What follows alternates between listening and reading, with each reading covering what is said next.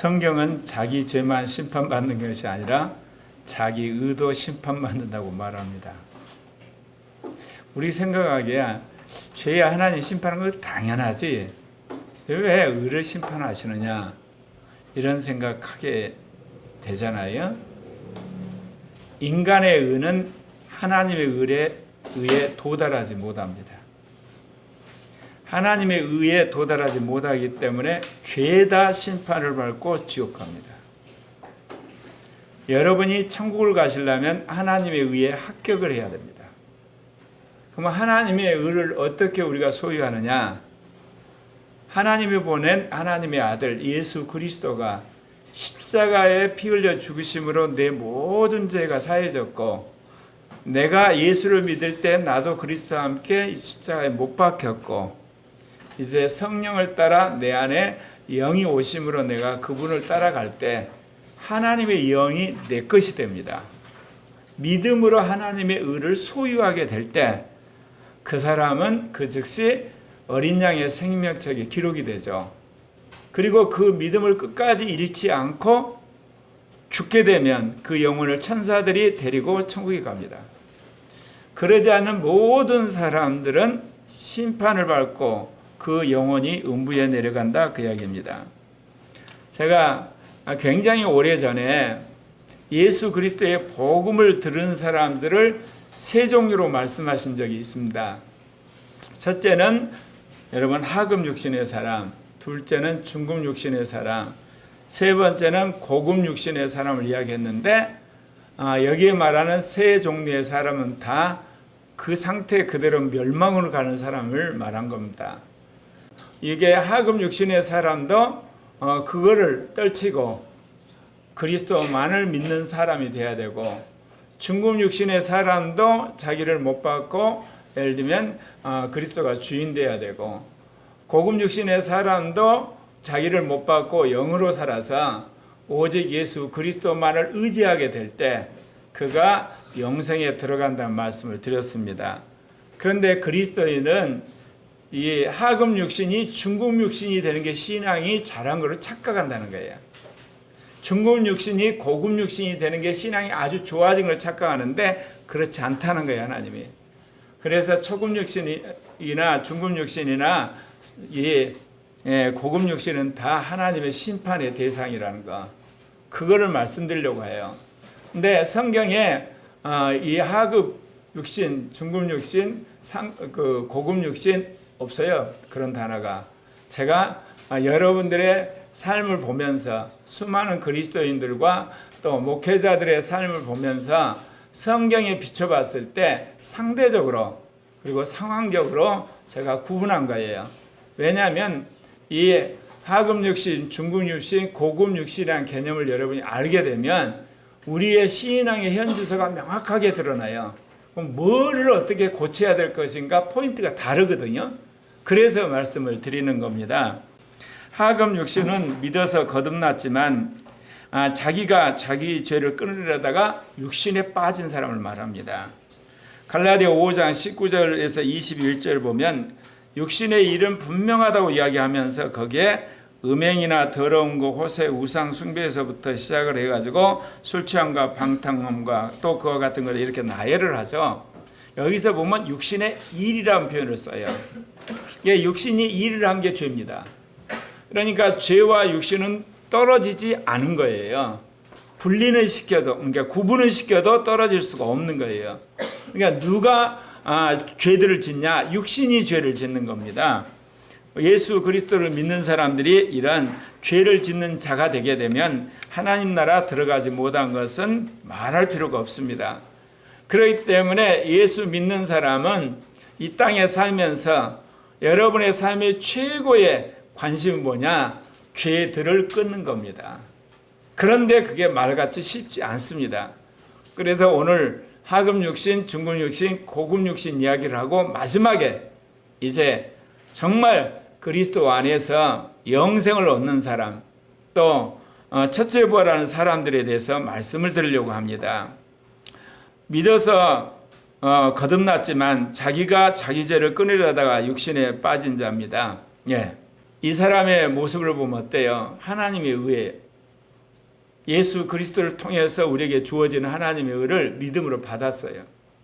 근데 믿음으로 받았는데 그 믿음의 의가 흔들리는 거예요. 왜요? 죄를 지니까.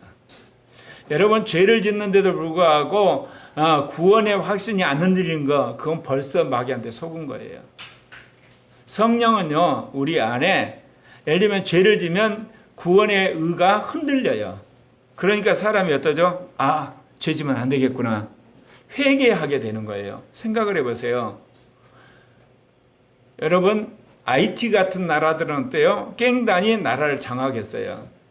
갱단이 여러분 강도짓을 하는데 두려워하나요? 전혀 두려워하지 않아요. 국가 전체를 갱단이 장악했기 때문에. 여러분의 마음이 마비돼 가지고 악한 영이 가득하면 죄를 져도 여러분이 죄책감이 들질 않아요. 이러다 지옥 간다는 생각도 안 드는 거예요. 여러분, 죄를 지었을 때 구원의 의, 믿음의 의가 흔들리는 거, 그거 은혜인 거예요. 하나님이 돌이키게 하고 회개하게 하고 결단하게 하니까요. 여기 보면 처음 우리가 예수를 믿을 때 회개하잖아요. 자기가 죄인이라고 인정하고, 그래서 예수 그리스도를 믿어서 이제 죄 사함을 받게 되고 죄가 씻어지게 되고, 그리고 하나님께서 이제 우리는 의롭다 하고, 그래서 우리를 거룩하게 하고, 그렇게 하셔서 성령이 오시는 거예요. 성령이 바로 우리를 의롭다고 하는 증거예요. 성령이 오시면 주님이 우리 안에 오셔서 우리 영을 거듭나게 해서 이제 영원한 생명까지 들어오는 거예요. 그래서 사람들이 이거 굉장히 강조하잖아요. 거듭나는 거, 그 다음에 양자된 거, 하나님의 자녀된 거, 생명책에 기록된 거. 맞습니다. 일생일대 여러분 최고의 축복이 예수 믿어 거듭나는 겁니다. 근데 그게 끝이 아니고 시작일 뿐입니다. 여러분 부부가 결혼해서 정말 거대한 아이 태어났어요. 아이 태어난 것으로 모든 게 끝나나요?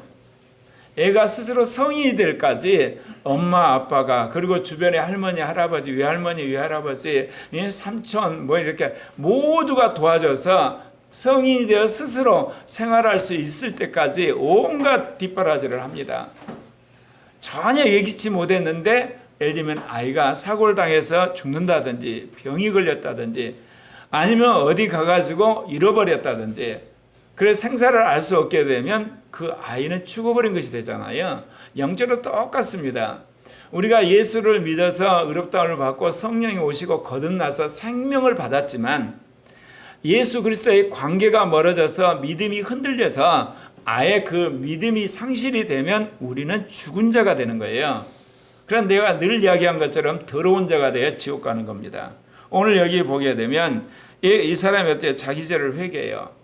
그러니까 자기 죄를 회개할 때는 그래도 어때요? 육신의 정욕을 인식을 해요. 잘못했구나. 내가 다시는 그러지 말아야지. 그런 거 아니에요? 여기서 육신의 정욕이란 건 뭐예요?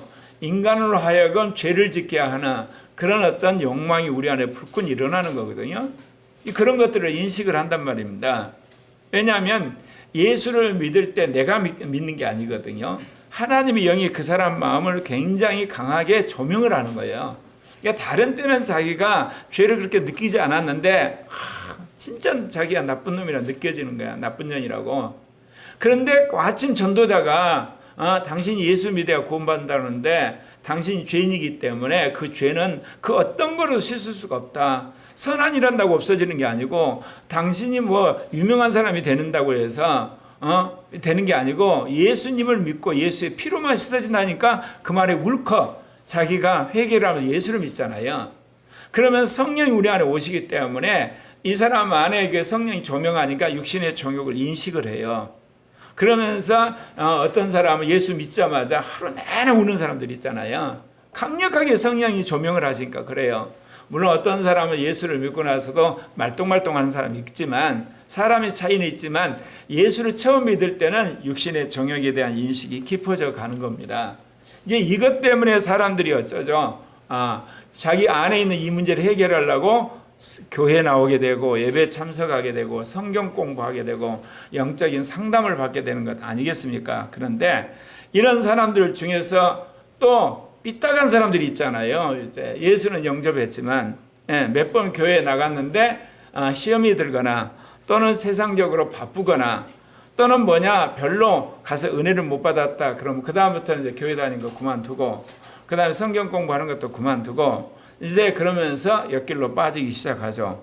예. 그러게 그런 사람들이 뭐죠? 이게 말한 것처럼 그러면 이제 자연적으로 어때요?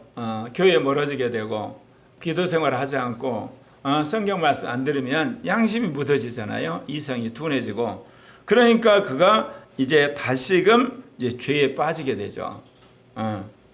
그래서 몇 번 회개도 하고 그래서 주님이 용서하심도 경험하고 그런데 해도 넘어지고 그러면 나중에는요 포기를 해요. 그러면서 이 죄에 대해서 자책을 해요. 자기 자신을 이게 책망을 해버리는 거야. 안 된다 이거지. 그러면서 나름대로 어때요? 자신의 육신의 정욕을 아예 묵인해요. 인간이 다 그런 거지. 세상에 봐라. 나만 술 먹냐? 술 먹는 사람은 얼마나 많은데. 세상에 술 끊으면 우리나라 양조비 망해. 나만 담배 피냐? 우리나라 사람들 다 담배 끊으면 우리나라 한마디로 인삼공사하고 담배공사 망해. 게임은 우리나라 게임 사업 다 망해. 이제 그런 식으로 나름대로 자기가 합리하면서 자기 자신을 그냥 자책한 거야. 나는 안 되는 거야, 그냥. 나는 육신의 정욕 그거 다 있는 건데 어때? 이제 그렇게 되는 거거든요.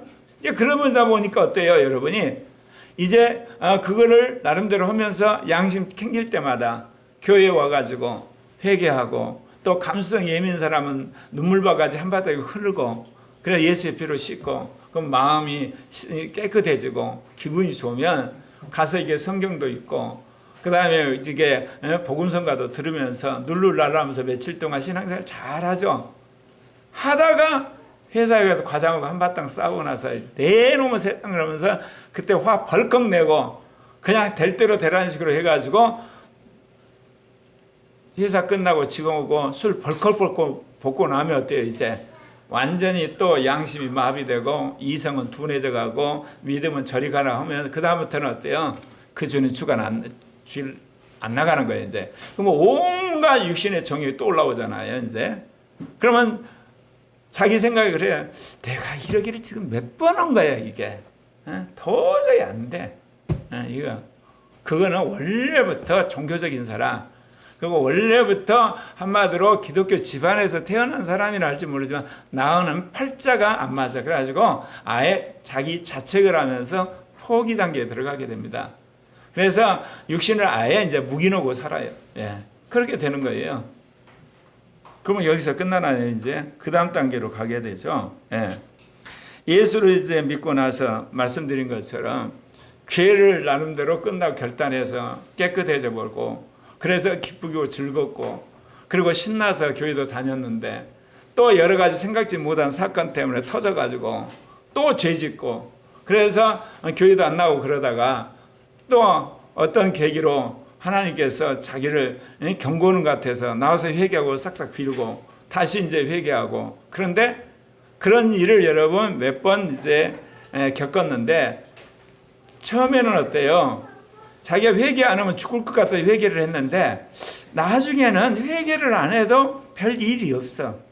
교통사고를 당한 것도 아니고 자다가 이렇게 뭐 잘못해가지고 뭐 다리 삐는 것도 없고 가다가 도리에 부딪혀가지고 이마박을 깨진 것도 없고 뭐 이렇게 죄를 져도 무슨 일이 안 벌어지는 거야. 그러니까 이제는 죄를 합리화하기 시작해. 내가 과장으로서 회사를 다니는데 그 술고리엔 그 상무가 늘 오라는데 내가 술을 안 먹을 수 있어. 그래서 내가 어쩔 수 없이 목구멍이 포도청이라고 상무만 부르면 상무가 한 잔만 먹어.